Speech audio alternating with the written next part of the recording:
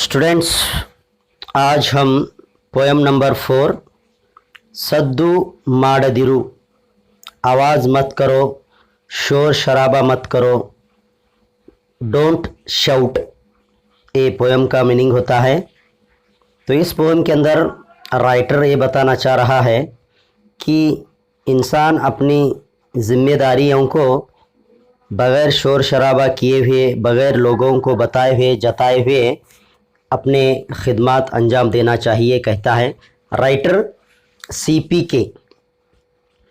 P K ಎಂಬ ಕಾವ್ಯನಾಮದಿಂದ ಪ್ರಸಿದ್ಧರಾಗಿರುವ doctor चिक्कनायकनहಳ್ಳಿ पुट्टेगौड़ Krishna Kumar. CPK उनका काव्य नाम है।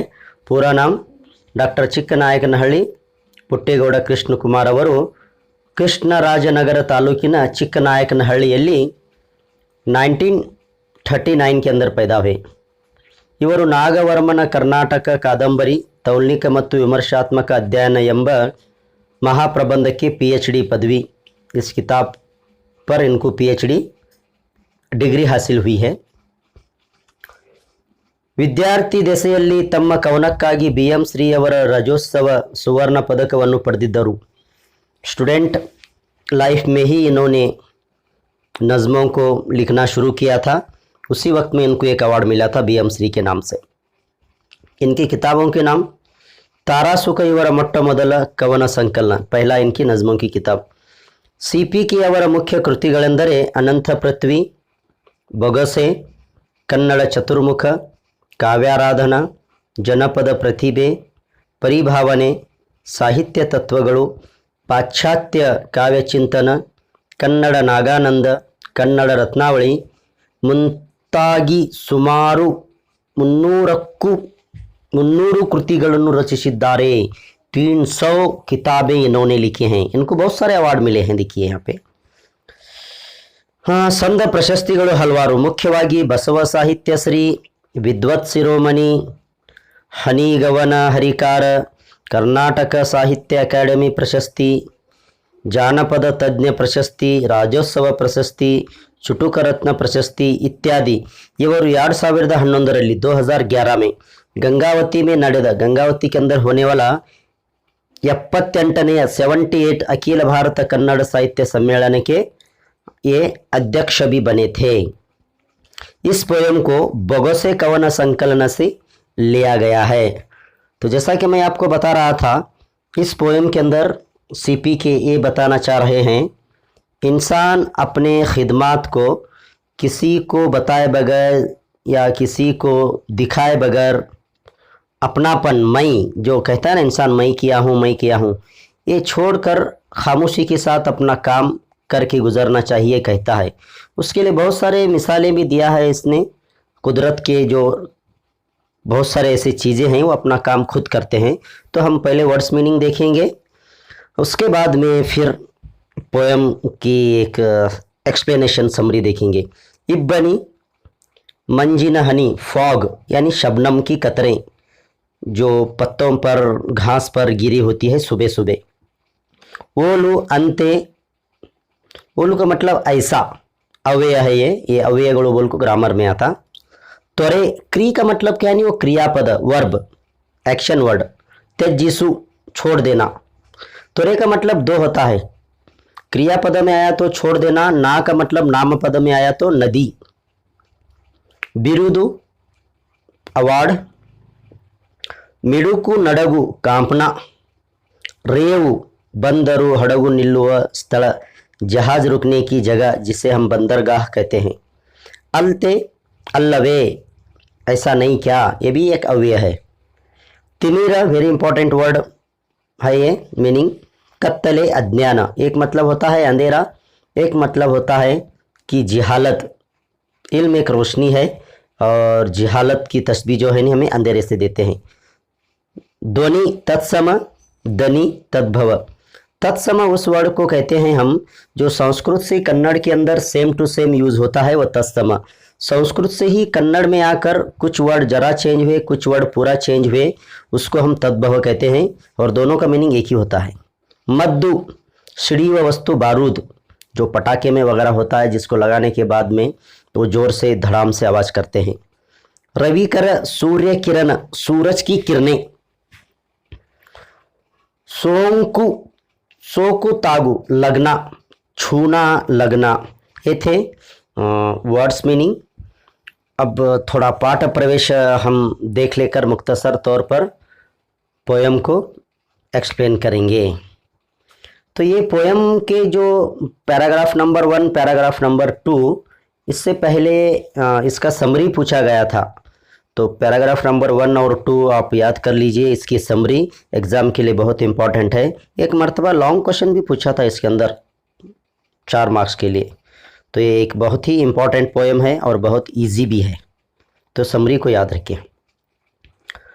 आडंबर ऐश बहुत ज़्यादा दिखावा, प्रदर्शन दिखाना, ಇವುಗಳಿಗೆ जन ಮನಸೋಲೋದು सामान्य, जहाँ पे बहुत ज़्यादा लग्जरी लाइफ है, दिखावा है, तो लोग अट्रैक्शन हो जाती, दिल हार बढ़ते। ಸಾಮಾನ್ಯ ಸಂಪತ್ತು, ಹೆಸರು, ಕೀರ್ತಿ ಇವುಗಳನ್ನು ಪಡೆಯುವುದೇ ಜೀವನದ ಸಾರ್ಥಕ್ಯವೆಂದು ಬಹಳಷ್ಟು ಮಂದಿ ತಿಳಿದಿದ್ದಾರೆ। पैसा, पोजीशन, कुर्सी, अहदा कमाना यही एक ज़िंदगी की कामयाबी बहुत सारे लोग समझे हैं। ಆದರೆ ನಮ್ಮೆಲ್ಲರ ಬಾಳಿಗೆ ಆಧಾರವಾಗಿರುವ ಪ್ರಕೃತಿಯು ಯಾವುದೇ ಸದ್ದುಗದ್ದಲವಿಲ್ಲದೆ ತನ್ನೆಲ್ಲ ಕಾರ್ಯಚಟುವಟಿಕೆಗಳನ್ನು ನಡೆಸಿಕೊಂಡು ಹೋಗುತ್ತಲೇ ಇರುತ್ತದೆ।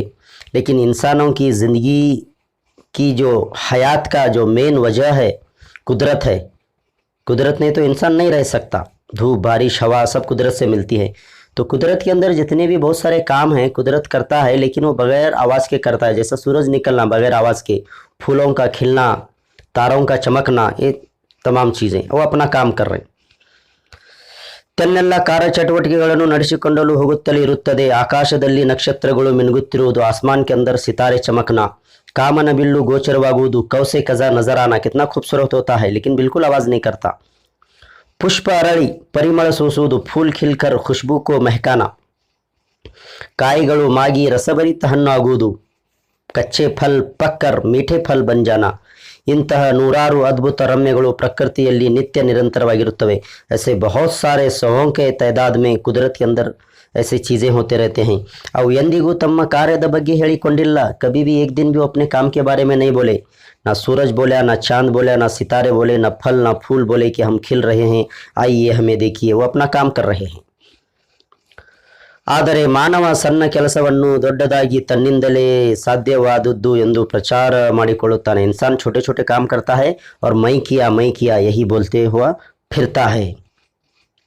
ಹೀಗಾಗಿ ಮಾನವ ತನ್ನ ಅಹಂ ತೊರೆದು, ಅಹಂ ಯಾನಿ ಇಗೋ, ಮೈಪನ್, ಶಾಂತಿ, ಸುಕೂನ್, ಸಹನೆ, ಬರ್ದಾಶ್, ಪ್ರೀತಿಗಳಿಂದ ಪ್ಯಾರ್ ಮೊಹಬ್ಬತ್ ಸೆ ಕರ್ತವ್ಯವನ್ನು ಜಿಮ್ಮೆದಾರಿ ಮೌನವಾಗಿ ಮಾಡಿ ಮುಗಿಸಬೇಕು ಎಂಬ ಸಂದೇಶ ಇಲ್ಲಿದೆ।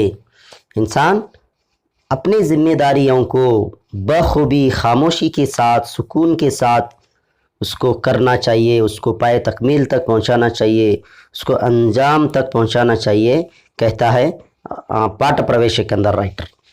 पोयम बहुत छोटी नज़र आती है आपको, लेकिन बहुत मीनिंगफुल है और बहुत इजी भी है। सद्दु ಮಾಡದೆ ಬಾಳು ಬಾಳೆಲವೋ ಜೀವ, ಗದ್ದಲದ ಬಿರುದಿರದೆ ಸೇವುರೆವ। सद्दु ಮಾಡದೆ ಬಾಳು ಬಾಳೆಲೆ जीव, ऐ इंसान बगैर आवाज़ किए हुए, बगैर शोर शराबा किए हुए, बगैर दिखावा किए हुए तू ज़िंदगी गुजार। गद्दलद बिरुदिरदे सेरु रेव, जैसा एक समंदर के जो बीच होता है, नाव जहाज़ खड़े होने की, वो जहाज़ आकर खड़ा होता है बगैर शोर शराबा किए हुए। वो अपना काम करता है, जिम्मेदारी को पूरा करता, कभी बोलता नहीं वो जहाज़ मैं इतना बड़ा सामान लेकर एक मुल्क से दूसरे मुल्क को आया, मुझे देखिए बोल के। वो अपना काम कर रहा खामोशी के साथ। वैसा हम अपनी जिम्मेदारियों को करें। ತಟ್ಟೆಯಳು ಕರ್ಪೂರ ಮೌನದಲ್ಲಿ ಕರಗುವಳು, ದೀಪದೆದುರಿಗೆ ತಿಮಿರ ಸರಿಯುವಂತೆ ಶಾಂತಿಯಲ್ಲಿ ಬದುಕಿ ನೀ ಕರ್ತವ್ಯವನ್ನು ಮುಗಿಸು, ಕೂಗಾಡಿ ಹಾರಾಡಿ ಫಲವದೇನು। तट्टेयड़ू, तट्टे मीन्स प्लेट, प्लेट के अंदर कापूर, जो गैर मुस्लिम भाई पूजा के अंदर उसको इस्तेमाल करते हैं, जलाते हैं कापूर। तो कापूर जब जलता है तो खामोशी के साथ जलता है, बगैर आवाज़ किए हुए जलता है। वो अपना काम कर रहा, उसका मकसद ही है जलने के लिए बनाया गया है पूजा पाठ के अंदर, वो अपना काम कर रहा। दीप देदुरिगे तिमिर सरियुवंते, जब चिराग लगता है तो अंधेरा गायब हो जाता है। ना कोई लाइट की आवाज़ आई, ना कोई अंधेरा भाग जाने का आवाज़ आया, ना उजाला आने का आवाज़ आया।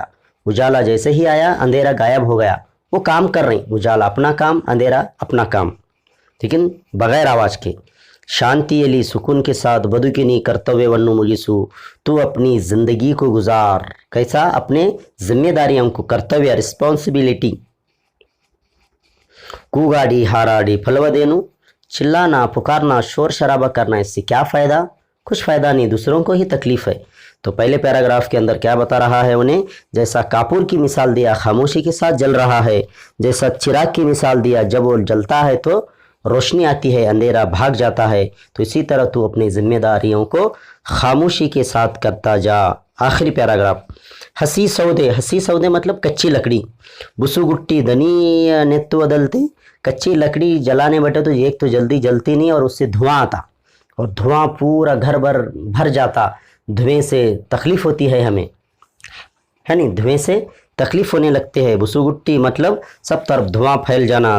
धनिया नेत्तु बदलते, एक आवाज़ आती लोगों को तकलीफ़ होने के बाद में, क्या भाई ये ऐसा क्यों हो रहा बोल के, है नहीं। किड़ी सो के मद्दू सीढ़ी दप्परी पुदू, कितना भी बड़ा पटाखा हो, बारूद हो, एक छोटी चिंगारी काफ़ी है कि उसको जलाने के लिए। छोटी चिंगारी जैसे ही लगती है कि बहुत बड़ा आवाज़ आता है धड़ाम सा, तो एकदम इंसान घबरा जाता है। अचानक आप रास्ते से गुजर रहे हैं, पटाखा कोई लगाया है आपको पता नहीं, जैसे ही उसके करीब गए जोर से वो फट गया, उससे एक आवाज़ निकला तो आप एकदम कुछ पल के लिए डर जाते हैं, सहम जाते हैं, गुस्सा आ जाता है आपको। तो ऐसी आवाज़ से क्या फ़ायदा बोल रहा हूँ, एग्जाम्पल दे रहा। आवाज़ शोर शराबा, इससे किसी को भी फ़ायदा नहीं होता, सिर्फ तकलीफ़ का ही बाइस बनता है। अंतिरदे, फिर आप ऐसा नहीं करना, फिर कैसा काम करो बोल रहा हूँ, एग्जाम्पल दे रहा। रवि कर के करगू विब्बनी ओलिरो, सूरज के किरणें जब शबनम के कतरों पर गिरते हैं तो सूरज की किरणें खामोशी के साथ पिघल जाते हैं। चमकते चमकते चमकते वो शबनम के कतरे सूरज के भाप से, गर्मी से, किरणों से वो पिघल जाते हैं, यानी आराम से पिघल जाती हूँ। सिडुकू मिडुकनु तोरेदू मौनी आगू, सिडुकू मिडुकनु मतलब तू चिड़चिड़ाहटपन छोड़, शोर शराबा छोड़, आवाज़ करना, चिल्लाना, पुकारना, अननेसेसरी गुस्सा करना, इन तमाम चीज़ों को छोड़कर तू सुकून के साथ, आराम के साथ अपनी ज़िंदगी को गुजारना चाहिए, ये कहता है राइटर। तो बस इस पोएम के अंदर मेन जो मैसेज है या मेन इसकी जो समरी है यही है कि वो पहले पैराग्राफ में कहता है, एग्जाम्पल देता है कापूर की और चिराग, और फिर इसके बाद में दूसरे एग्जाम्पल देता है आवाज़ के लिए कच्ची लकड़ी और पटाखा। फिर सूरज की किरणों से जो शबनम की कतरें आहिस्ता से पिघल जाते हैं, वैसे हम अपने कामों को खामोशी के साथ करना चाहिए। देखो आप एग्ज़ाम लिख कर रहे हैं, कोई भी शोर शराबा कर रहा तो आपको चिढ़ आती है, जल्दी आंसर याद नहीं आता। या आप एग्ज़ाम लिख रहे हैं, बाजू ज़ोर ज़ोर से गाना बज रहा है, तब भी आपको डिस्टर्ब होता है। बहुत सारे बीमार सोए हुए हैं, वहाँ ज़ोर ज़ोर से गाने बजना, चिल्लाना, पुकारना, इससे तकलीफ़ होती है। तो तकलीफ़ की चीज़ जो है वो आवाज़ है, पुकार है, शोर शराब, अननेसेसरी, हद से ज़्यादा, इससे हमें बचना चाहिए, कहता है राइटर। तो इसके जैसा मैं बताया कि पहले 2 पैराग्राफ इसके समरी को आप अच्छी तरह से याद कर लें, क्योंकि एग्ज़ाम के अंदर पूछे तो पूछ सकता है।